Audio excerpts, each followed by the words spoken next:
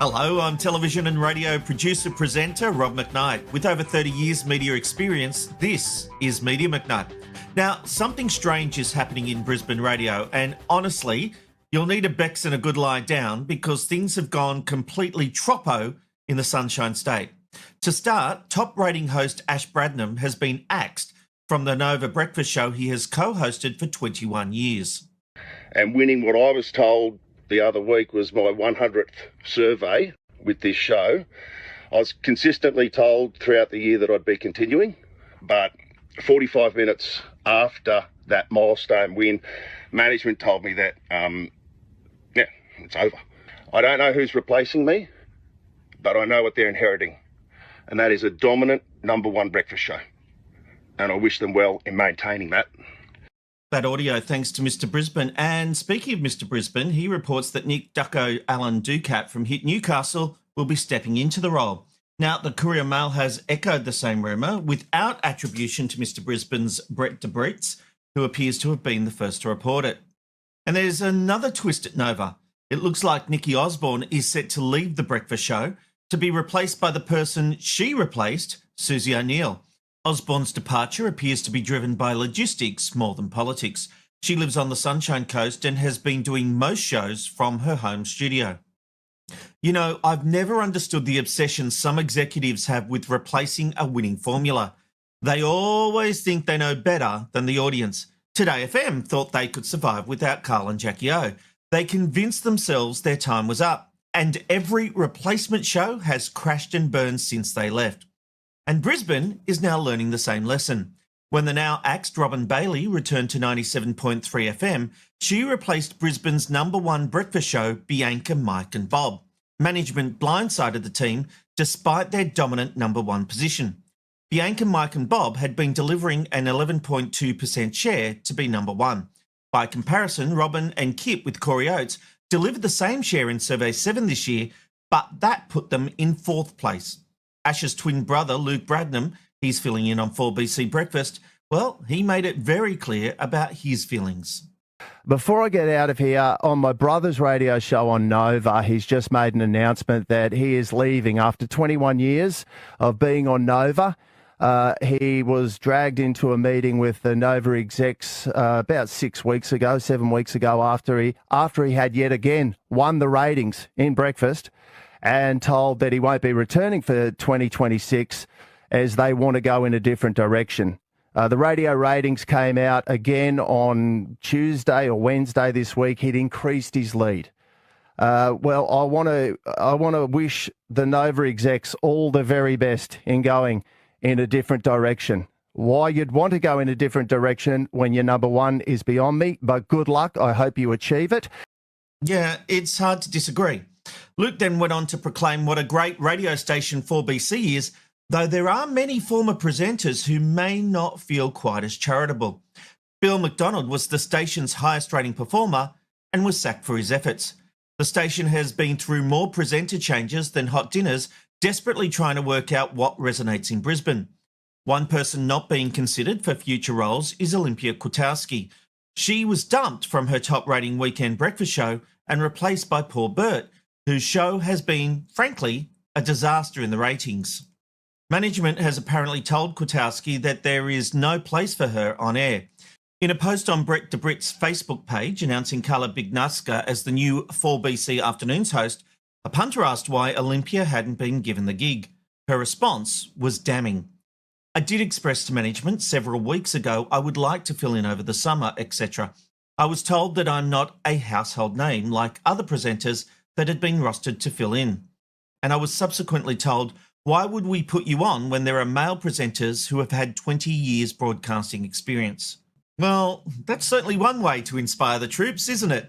Aside from a couple of names like Sophie Formica and Gary Hardgrave, I wouldn't exactly say 4BC is the home of big Brisbane names, let alone national names. From what I've seen of the fill-in lineup, you'd be lucky to identify any of them in a police lineup. Having good ratings, unrelenting passion and a solid work ethic clearly gets you nowhere, Olympia finished. She's not wrong.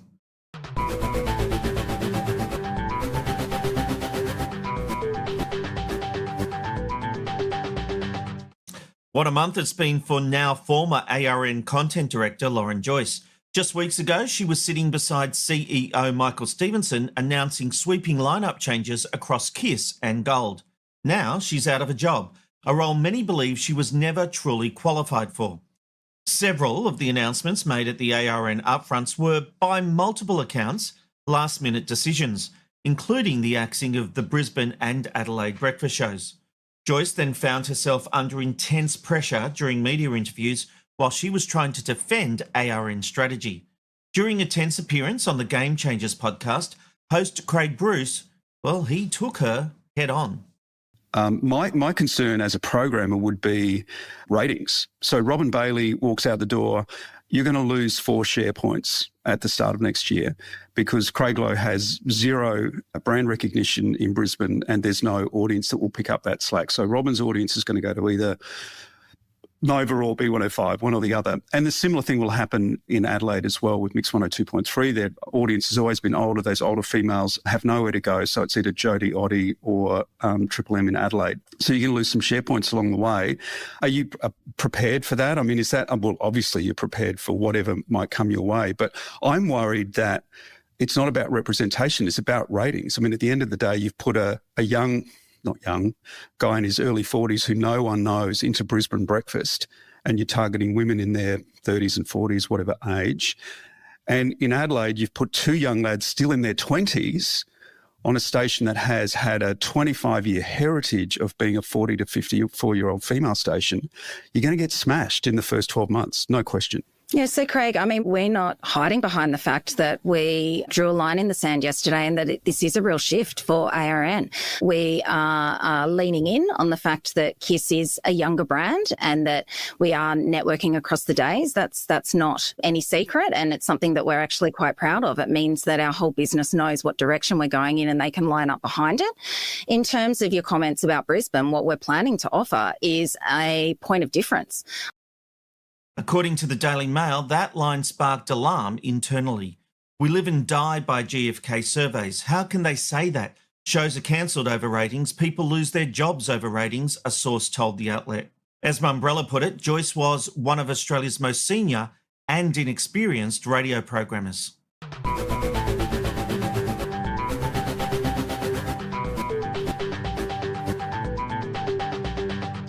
A now deleted Reddit post has caused chaos in the fan community after a user claimed to be a Big Brother production insider. The post described the season as, "There's a lot of tension behind the scenes. The metrics are amazing, but network hates the production quality. Production is working with no budget. The crew is lean and lacks experience. We're making what changes we can, but we're working with no support and no resources. We know that the live segments are a big issue, but the crew we have can't solve that.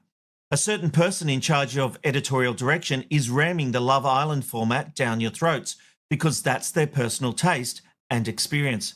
Everybody else hates it. There have been heated conversations about it. It is not Big Brother, and it's not even authentic. Holly has zero interest in Colin. She's just being encouraged to play it up." PR swiftly dismissed the claims as complete fiction. But Media McKnight can confirm producers believe one of their own did indeed write this post. While details about intruders were off the mark, specific details about editorial direction and lack of resources have been ongoing issues. The show is being made on the smell of an oily rag, but ironically is resonating with viewers. The show has reached 5.5 million Australians. Its total TV audience has been 881,000. That's a 125% lift on 2023. And when it comes to streaming, there have been 449 million streaming minutes. The show is a success, but don't buy the PR spin. Tension behind the scenes is genuine. Let's hope 2026 brings more stability and maybe, finally, a roof.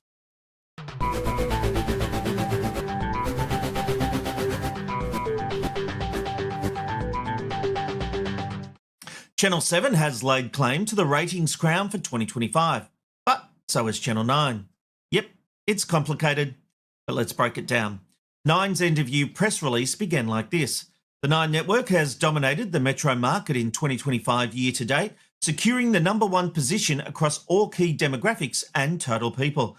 This success extends nationally, where the Nine network, incorporating both owned and affiliate stations, stands as the number one network across the country, leading all key demographics.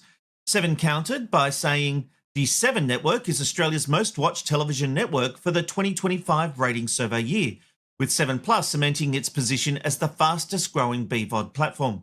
For the official OzTam ratings survey year, which ran from 9 February to 29 November, 7 grew its average audience, 6 a.m. to midnight, by 1.6%, with 7 Plus leading the charge with 42.3% year-on-year growth.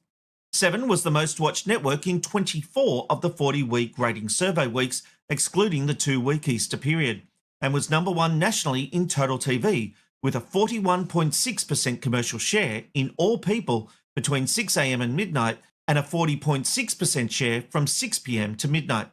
Official ratings are the 40 survey weeks, 6 p.m. to midnight. While there's an argument the ABC and SBS should be included in the overall figures, we have to play the hand we're dealt, and 9 and 7 only make commercial shares available. So, here's Rob's verdict. The judge is in. 7 has won the year with a 41.6% commercial share, just ahead of 9 on 40.2%. 10 was way behind on an embarrassing 19.2%. There's no doubt both 9 and 7 have had a strong year, and the competition between the two is very healthy. The big question is whether 10, with a loss of almost $500 million over the past 2 years, can find a way forward.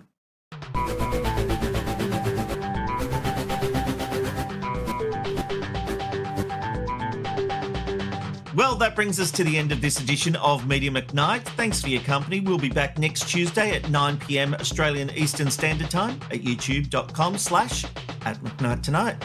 And I'll see you tomorrow night for another edition of McKnight Tonight. We stream live every Monday, Wednesday and Thursday.